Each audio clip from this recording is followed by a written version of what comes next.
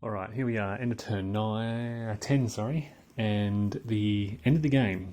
Red has pretty much squashed white and squeezed them into a corner.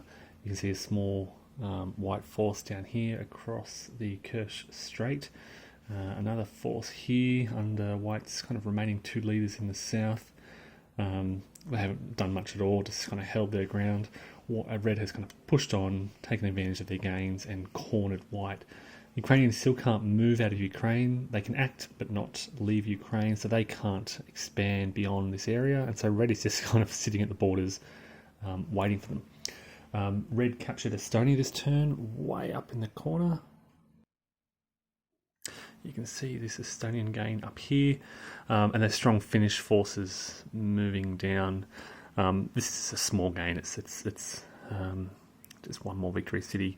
The Reds currently sitting on 24 to the Whites 10, and that includes all the Ukrainian, Polish, Belarus, Lithuania. There's 6 just in this area here.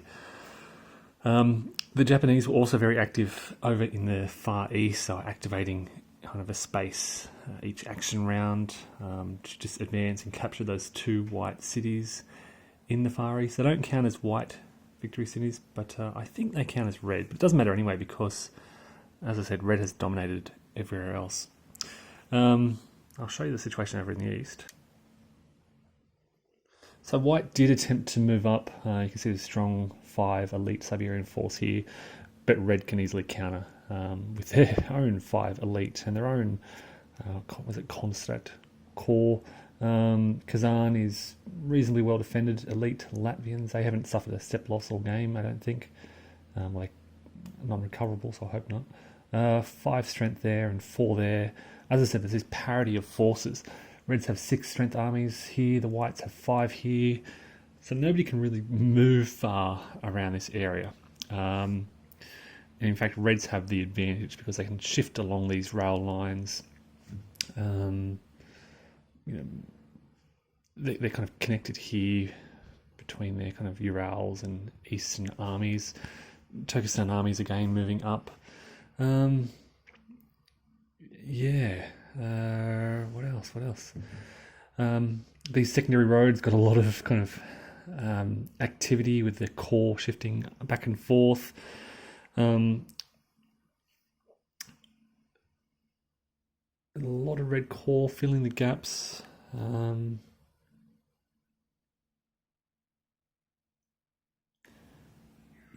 think just it was really that Stalin's counterattack here, which just broke the white back. There's a sense of demoralisation among the whites that they just can't do anything.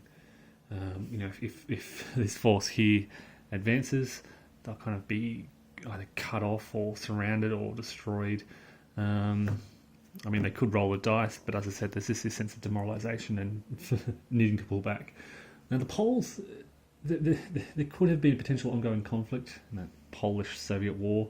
Poles brought on Haller's reinforcements this turn just to kind of see what happens. He brings on 3 strong armies and a strong cavalry army, and they can do a heck of a lot of damage. I think they certainly have the potential to recapture Latvia, Estonia, really threaten the Reds in that area. Or maybe not. I'm just looking over the parity of forces here. 1, 2, 3, 4, 5. Yeah, I think the Poles could give the Reds a run for their money. The problem they have out here is that there's often just one road out of these areas. So there's kind of one road out of Poland towards Vilnius and then Lithuania. There's a second road to Riga here, but then one road into Estonia, one road to Petrograd, one road to the northeast up here, or maybe 2. There's only one railroad, sort of 2 roads east, a secondary road here, otherwise they have to go through Lithuania. So they've got limited sort of lines of attack. Whereas in the south here, there's a lot of sort of alternate routes and opportunities for surrounding the enemy and so forth. Here it's just a very direct frontal attack, a lot of forest hexes as you can see, and the swamps, marshes and so forth. So this is the end of that campaign game of Triumph of Chaos. It ended on turn 10 with a red victory. As I've said in my review, it's a fascinating game. It is chaotic. Things certainly swing against you. A lot of things I didn't do. I didn't bring on green armies. I remember doing this a lot. This is a core part of the first edition gameplay. I just never found they can cause chaos behind the lines. I just never saw the immediate need. There's a lot more in this particular playthrough.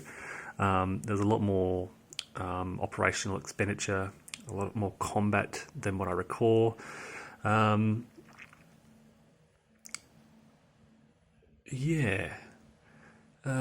Switch sides. It was interesting. There was one really important switch sides early on here, but that was about it. The Reds failed, I think, their single attempt, and they didn't bother anymore. Special assets never really got a play. It could have been very valuable for the Whites had they played their special assets, but I think there's always so much pressure. There was always this sense of got to keep pushing, that playing those high up cards for special assets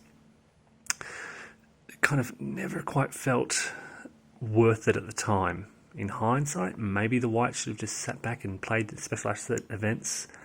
Could have helped them in combat a bit more. But they were always... It always felt, for 10 turns, it always felt like the Reds were just on the edge of defeat, just on the edge. So the Whites were always thinking just one more push, one more attack, one more round, one more op. And it's always that same story that the closer they get to Moscow, the more stretched out they get, the weaker their forces get, the more reduced, they lose their core, then their flanks become exposed and they have to retreat.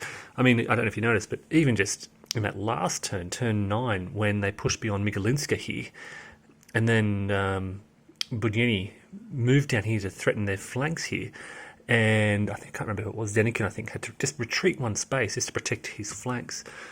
There's always that concern that a counterattack and a potential switch sides and potential green armies is just around the corner.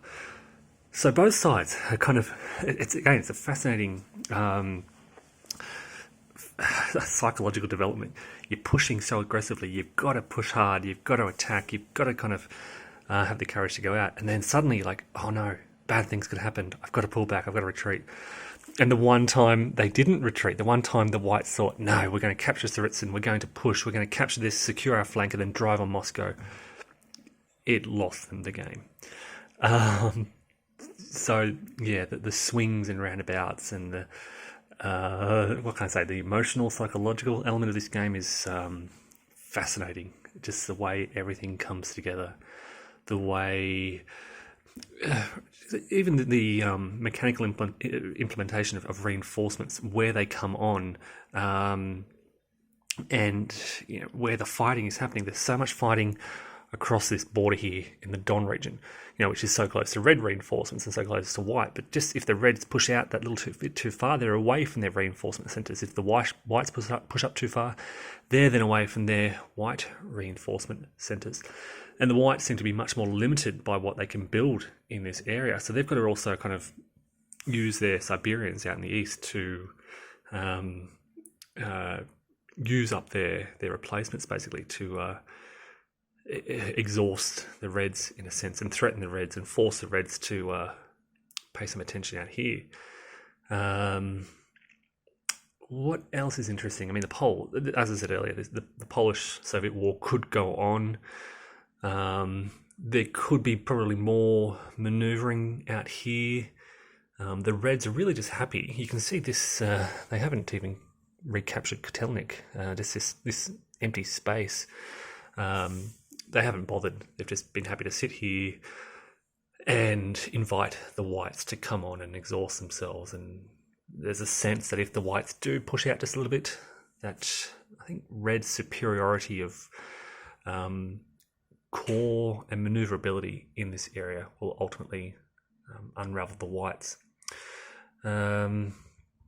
Near East, as I said, got a lot of action in that final turn with the Japanese pushing up and capturing Vladivostok and Chita, and in fact eliminating all White forces in the Near East. So that's been secured. yeah, that's about all there is to say. Ukraine, still in the Ukraine only political involvement space on their track. Poland, of course, as I said earlier, at the unrestricted cooperation. Oh, sorry, yeah, cooperation. Um,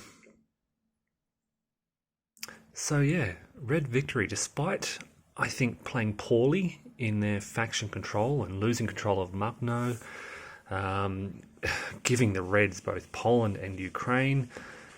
They, I'm not going to say they outmaneuvered. Whites really shot themselves in the foot down here. I think had they not lost this Battle of Tsaritsyn, had they just played a bit more cautiously, had Stalin not rolled a 1 to counterattack, and then won the subsequent battle and won that initial battle. This sequence of amazing outcomes for Red was the key, and that comes down to